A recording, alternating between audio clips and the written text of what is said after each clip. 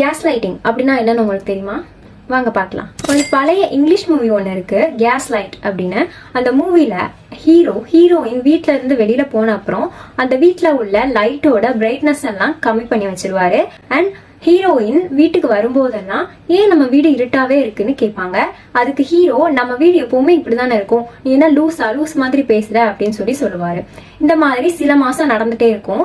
ஹீரோயினும் ஒரு கட்டத்துக்கு மேல நம்ம வீட்டுல லைட் இப்படிதான் இருக்கும், நம்ம தான் தப்பா யோசிச்சிருக்கோம் அப்படின்னு அவங்க அதை நம்ப ஆரம்பிச்சிருவாங்க. ஸோ இததான் கேஸ் லைட்டிங்னு சொல்லுவாங்க.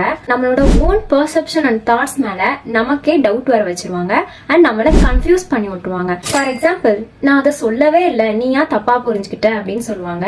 ஆக்சுவலா அந்த விஷயத்த அவங்க சொல்லியிருப்பாங்க அண்ட் நம்ம கரெக்டா தான் புரிஞ்சிருப்போம். நம்ம தான் தப்பா புரிஞ்சுக்கிட்டோமோ, ஓகே நம்ம தான் நம்மளோட மைண்ட் செட்டை மாத்திக்கணும் அப்படின்னு நம்மளே யோசிக்க ஸ்டார்ட் பண்ணிடுவோம் அண்ட் அதை நம்பவும் ஆரம்பிச்சிருவோம்.